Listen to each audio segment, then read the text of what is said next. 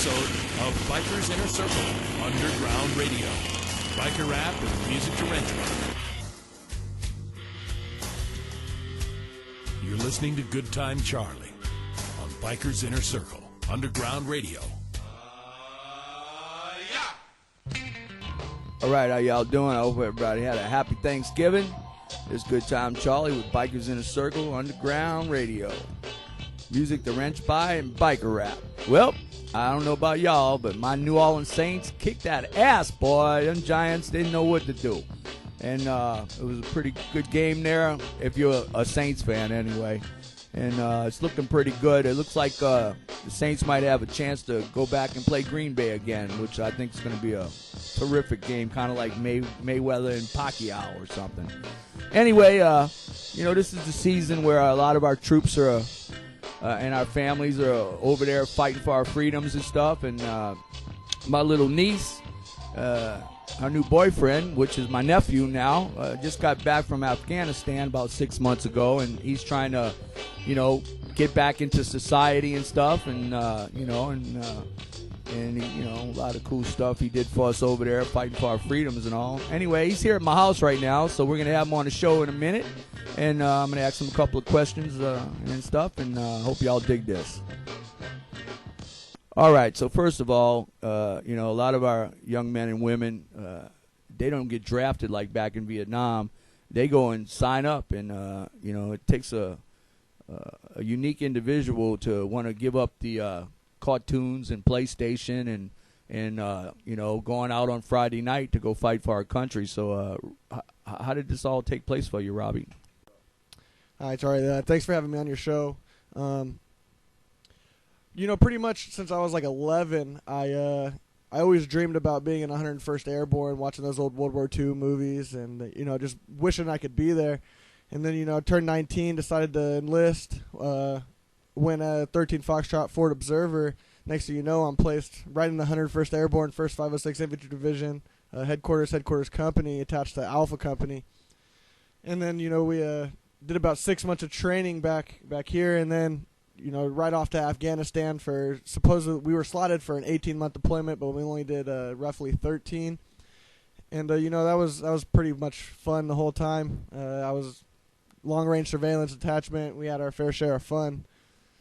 So once in a while I get an email from some of the troops, letting me know that they once in a while they get on the internet and check out Bikers Inner Circle, and they dig the music and the bikes and all the cool stuff, and of course the girls, half-naked girls and everything. So I was wondering, did you ever get any feedback on, some of the stuff that we do here to at least try to keep you guys thinking of, feeling not too much homesick? You know what? I can't really say that I've heard of Bikers Inner Circle before I met you, but as I'm learning about it, it's pretty badass, and I agree with everything you guys are doing, especially supporting the troops.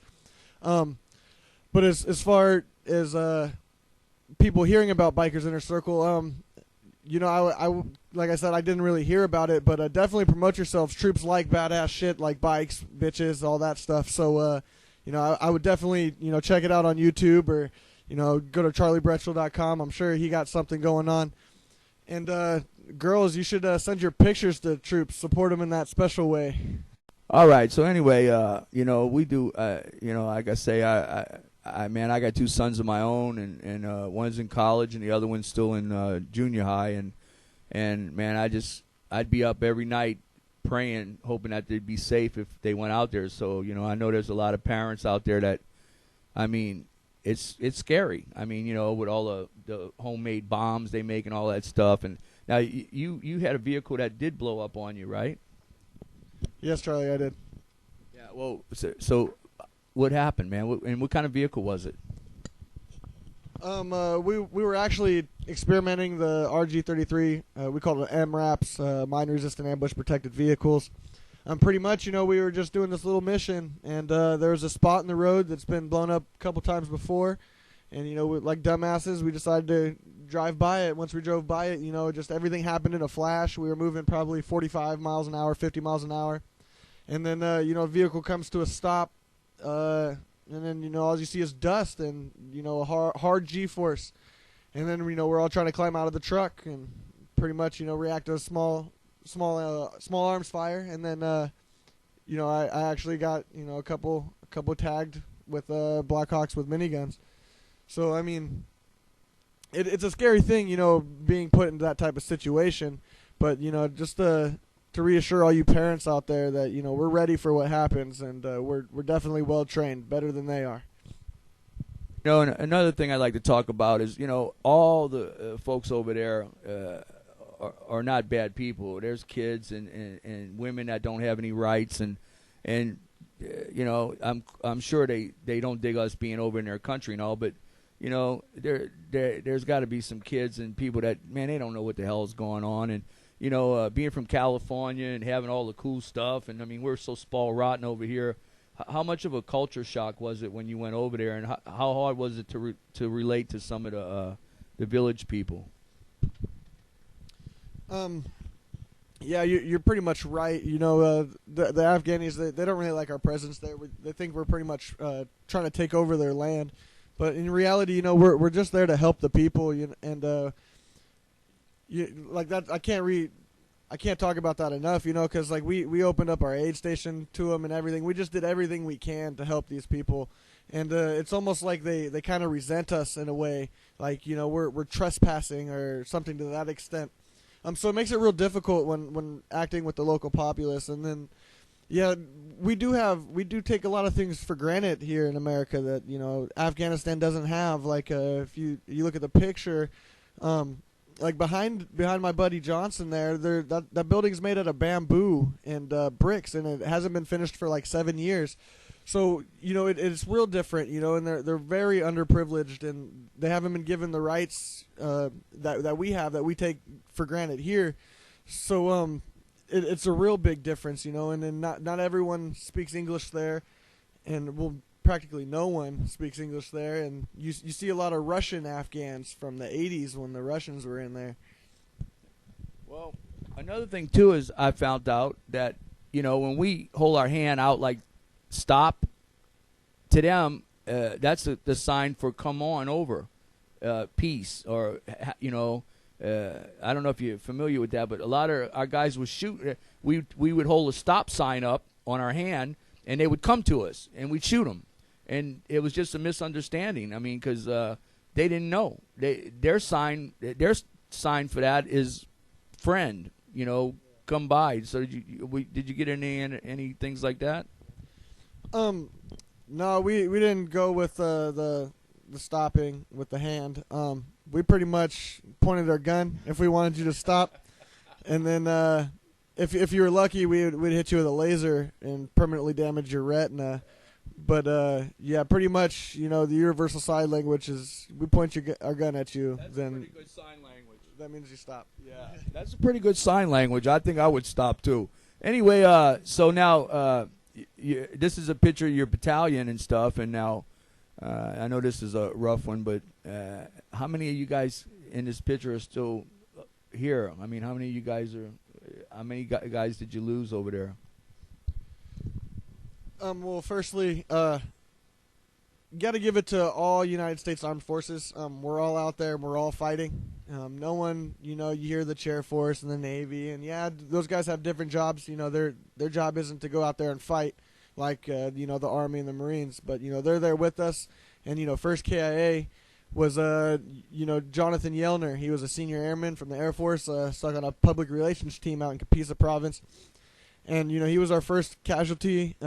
His truck got hit with an IED and, broke his neck. So he died quick. And then our second one was probably my toughest. It was Sergeant Paolo. He was in my platoon. And, he got hit with a small arms fire, 2 RPGs, a high explosive anti-tank round, went through his vehicle. And that's pretty much all she wrote. And then we have Lieutenant Carwile and then Specialist Conlon. They die in an IED as well. So, pretty much all IEDs. And then in that picture there, that's right after we took contact. We got ambushed 3 times on the way out of this village. And the only one in that picture would be Sergeant Haltom. Unfortunately, he passed just recently. He made it back from Afghanistan, actually saved my life.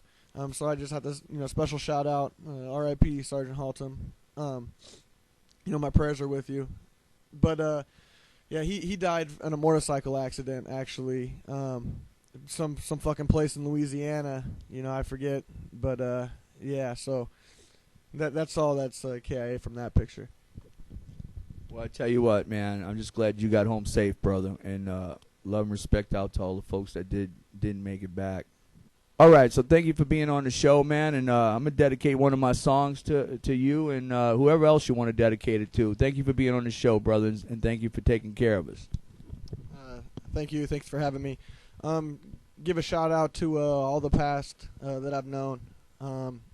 Yelner, Palo, Carwell, Conlin, Castro, Crane, Neves, Sergeant Solo, Sergeant Mack, and to all the others out there still fighting, Sergeant Lewis, 1st 506 Infantry Regiment, Able Company. Keep up the good fight, guys. Thank you. All right, this is off my Freedom CD. This is dedicated to the troops, and this song here is called Into the Fire.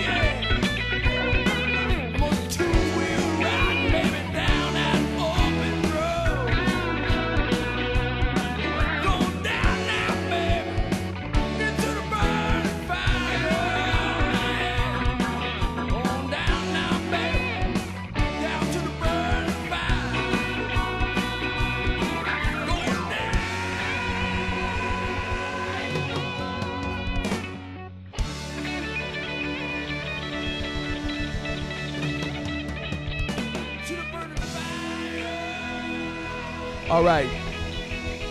That was called Into the Fire. Thank you for checking out Bikers Inner Circle Underground Radio from Copperopolis, California. I'm Good Time Charlie. Keep your rubber side down. God bless America. God bless American motorcyclism. And God bless our troops.